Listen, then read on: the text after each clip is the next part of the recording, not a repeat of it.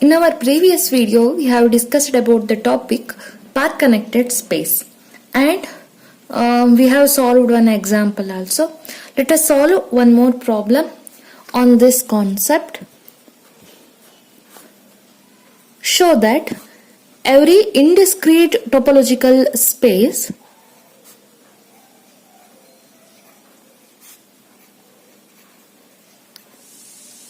is a path connected space.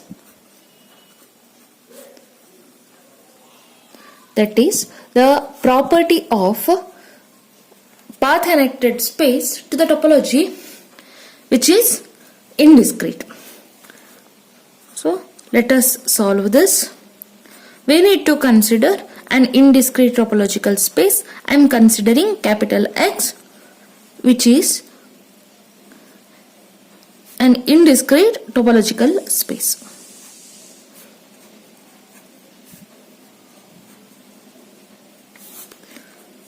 Indiscrete topological space implies the only two members or the open sets of tau are X and MT. So X and MT are the only open sets in capital X. Let us consider the 2 points x1 and x2 of capital X.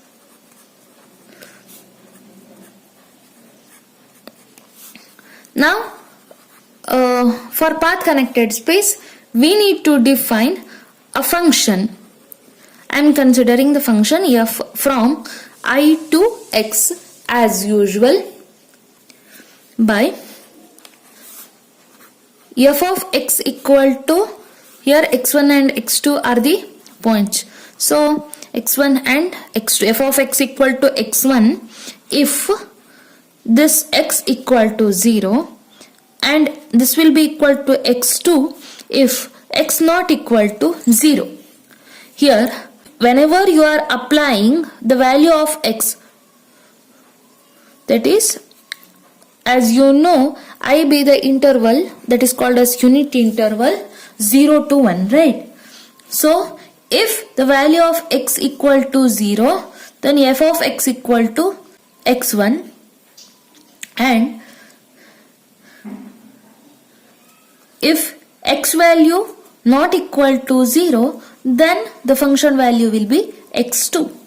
That is, we can rewrite the function f of x as equal to x1 if x equal to 0 and f of x equal to x2 if x not equal to 0. This implies x belongs to the interval, semi-open interval 0 to 1, because in the semi-open interval 0 will not be included. Not equal to 0 implies which is not of 0 other than 0 in the given interval.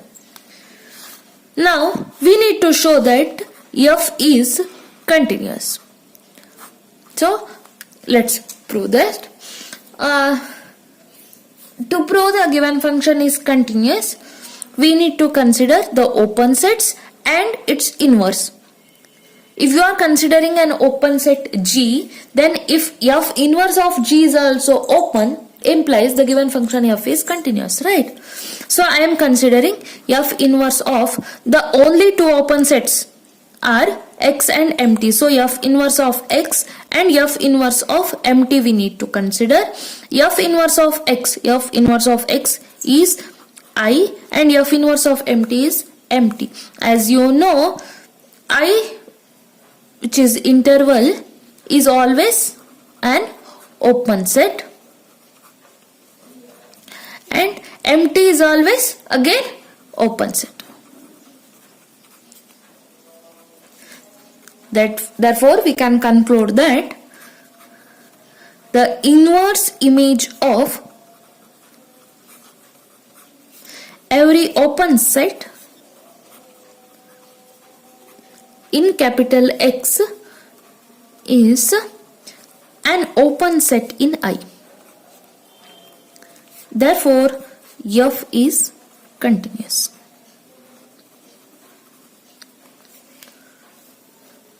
Therefore we can define a path. Path means the function should be continuous, right? Therefore, f is a path in capital X joining 2 points x1 and x2. Therefore, for any 2 points x1 and x2 belongs to capital X, there exists a path in capital X joining x1 and x2. Therefore, by the definition, we can tell that X is path connected space.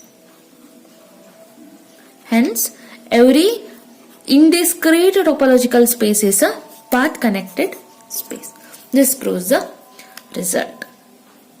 Okay, let's learn one more theorem. The theorem states that let capital X be a topological space and x0 be any point of capital X, then capital X is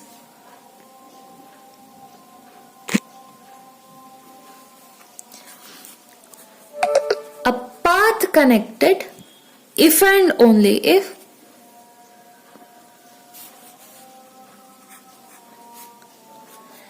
each x belongs to capital X can be joined to x dot by a path in capital X. So here if and only if condition is there, we need to prove in both the manner. So here let us consider capital X be a path connected space.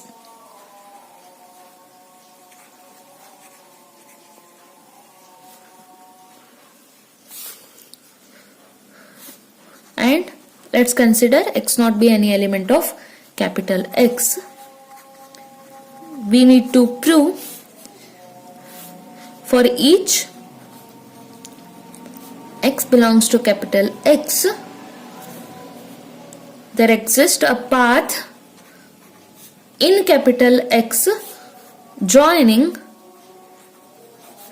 x and given that x0. Okay. Now we have path connected space as a hypothesis. Since capital X is a path connected space, therefore by definition for any 2 points x1 and x2 belongs to capital X, there exists a path in capital X joining x1 and x2 because path connected space, right? Therefore, in particular, take x1 as x and x2 as x0. We can write the same line again. There is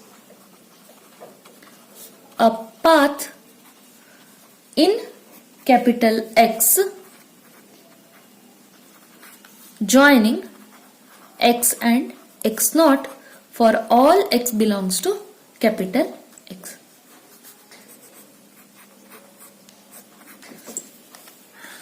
This we needed to prove. Let's prove the converse part.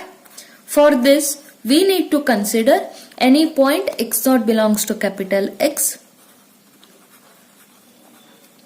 Suppose for any x belongs to capital X, there is a path in capital X joining x and x0. That is the hypothesis. We need to prove that the given path is on the given space capital X is path connected. For this, let's consider 2 points x1 and x2, both belongs to capital X. These two are the arbitrary elements, okay?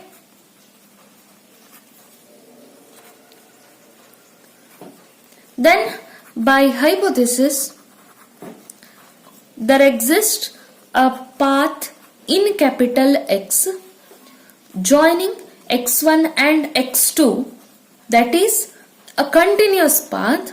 There exists a continuous path or continuous function. I am considering f from I to capital X such that f of 0 equal to x1 and f of 1 equal to x0, because here x0 is the fixed for x1 as well as x2. Here in the second case, we have for each x belongs to capital X, we can consider x as x1. So x1 belongs to capital X can be joined to x0. So we can redirect a path from x0 and x1. Here we have taken x1. Similarly, we can write a path or construct a path between x2 and x0 also. Can take the value of x as x2 also. That's why we'll have two paths from x0 to x1 and x0 to x2. So here we have taken path from x1 to x0. Again continuing.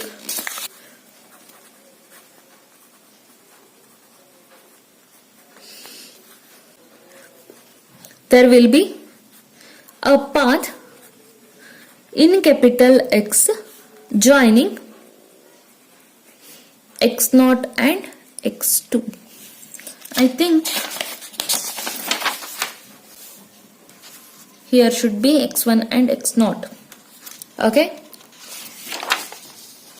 That is, there exists a continuous function g from I to x such that g of 0 equal to x0, g of 1 equal to x2. Now we need to define a map h from capital I to capital X by h of t equal to f of 2t if I'm considering t as an arbitrary element in between the interval 0 to 1 by 2.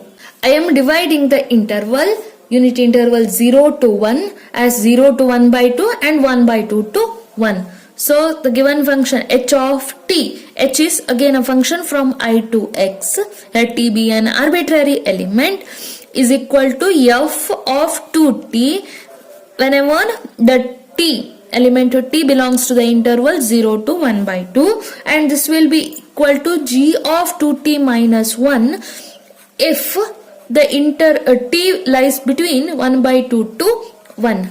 That is, we are combining two functions f and g in such a way that the new function h will be constructed such that h will be dividing its values with respect to the divided intervals. Then h of 0 equal to, I'm substituting the value of t as 0, that is for initial point h of 0 will be equal to 0, lies between this section, no? So f of 2 into 0, f of 2 into 0 is f of 0 itself. F of 0 is, we have already found, right? F of 0 is x1. See here, f of 0 we have found, which is x1. Similarly, h of 1 will be equal to 1, will come under this section. So g of 2 into t, t value is 1, 2 into 1 is 2, 2 minus 1 is 1. So g of 1, the value of g of 1 is x2. Also, f and g are continuous function in the interval I, and at t equal to 1 by 2, at t equal to 1 by 2, h of t equal to, here this will be the point, f of 1. Again, this is also this section is also having the value 1 by 2, which is g of 2 into 1 by 2 is again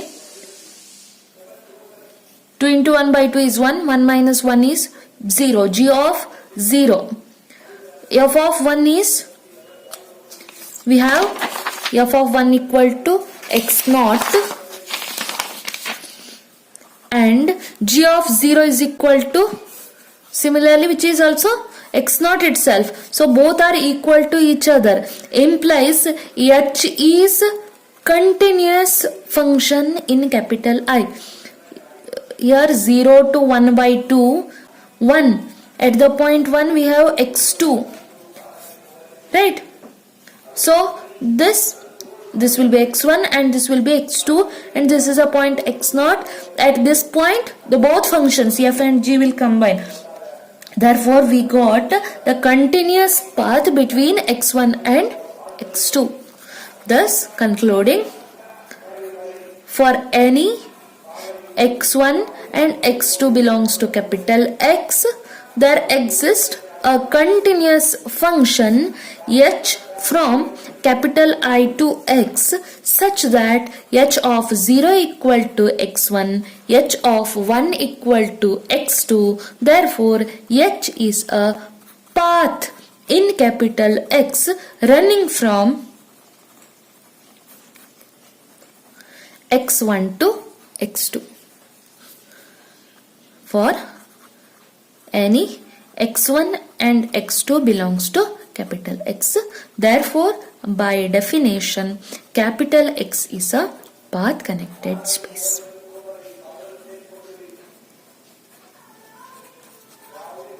This proves the theorem.